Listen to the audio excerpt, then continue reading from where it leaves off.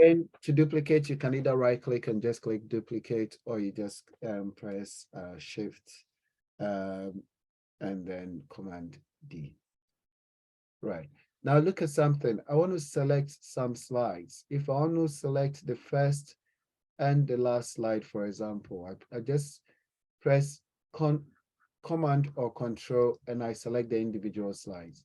You notice that it's only highlighted the slides that I clicked on, right? So it selected only a few slides. I can move them around, but I'm not going to move them around. If I want to select a group of continuous slides or contiguous slides, I can just press the first one and the point where I want it to be, hold down the shift and then press it. Then it just select those slides, the first, the last, and any slide in between for me as well. So, well, that's a really quick way of selecting slides, but let's come back to the slide that we just duplicated. And the new slide is slide 5, right? We've got the numbers on there.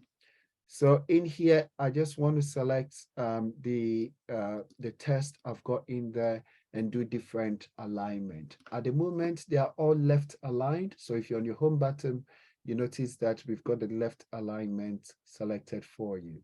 If you want to center it, you just click center test and it centers it on in the layout frame for you. And again, it can go to the right or you can just justify it. But let's go back to the left and then try keyboard shortcuts again. So I just go to the center, I press Command E, or in your case, Control E if you are using Windows machine, or Control L for left align, Control R for right align. So it's E, R, L. I'll leave mine on the center to just to differentiate between the previous slides.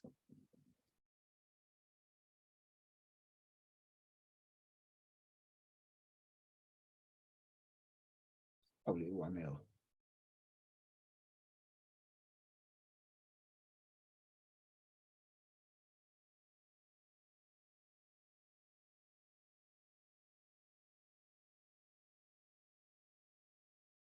Okay.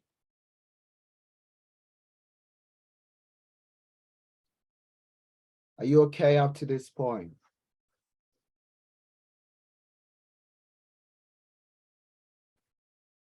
So working a bit more towards the side, we've got,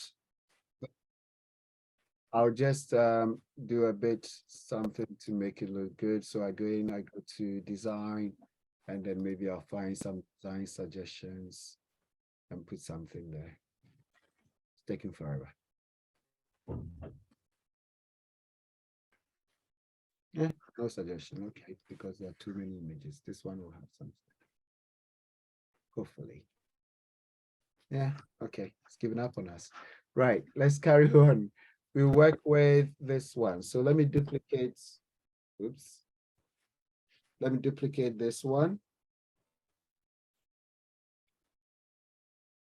And we can work with this side. So on the home button, sorry, my stuff is freezing up a little bit, but it's back up now. Oh, now he wants to suggest something. We're not interested. Right, so in here, we're working our way down a little bit and we've just done some alignment and other things. There's a lot more you can change. You can change the way the test is displayed.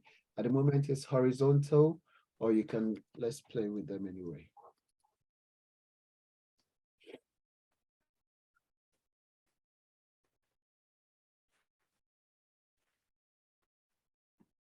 You notice you can change the way it's aligned and everything, but it's not very beautiful, so I can do that. And if you want, you can change the line spacing. So line spacing, mostly when you're dealing with Microsoft Word document for reports and other things, you find them really useful, right? But let's see, let's take it back to one. And if you want double column and other things, at the moment it's one column. If you want two columns, you can have that. But let me revert it. Actually, I'll leave this on two column like that for you as well. Sometimes when you type in something or when you're working, you may want to draw something. So let's say if you want to draw shape like circle. Let's draw another one. I'm going to draw maybe rectangle, a bit more with some arrows in there. What I've not done is to change the way that this looks. And of course, you've got so many options that you can use to modify the shape, which is if you select either of these, it will automatically change to the way that you want it to be appear to look on there. So I'll Control Z undo. I can type something in there to make it look cool. In here, maybe I just want to remove the fill altogether. So I'll just pick no fill. The line is there, but the line is blue at the moment. Maybe I want to change it from blue to something else. So I just go to the shape outline and I'll click, maybe I'll change the weighting to make it a bit thicker so it's clear. Then I'll change it to maybe color black. Then next one will be the circle. Let me change the feel of the circle to something interesting, yellow, and maybe change the outline of the circle to maybe double, I don't know, thick weighting, but let's find something with dashes. No, dashes, not very fun. Now, let's go with that. Dots, and then change it to maybe red, for example. So a bit of shape drawing and other things. Of course, there's a lot more you can do sometimes, combining shapes, extracting shapes, and other things. So at the moment, these are different objects, so they can move around really freely. So let's say if this is our new logo, so let me move this up here. Let me make it a bit smaller. I hover over the box, make it somewhat smaller. Go over this one to make it smaller. Just call it cool logo. Or let's call it ICT now as our logo.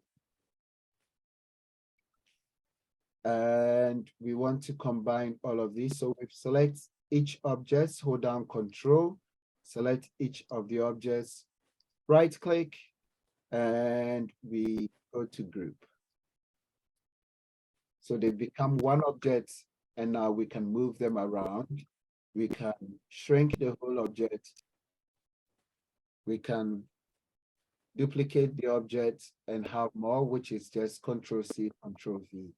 And I would delete one by pressing delete. And I'll take this out of the way, and I'll actually pause on here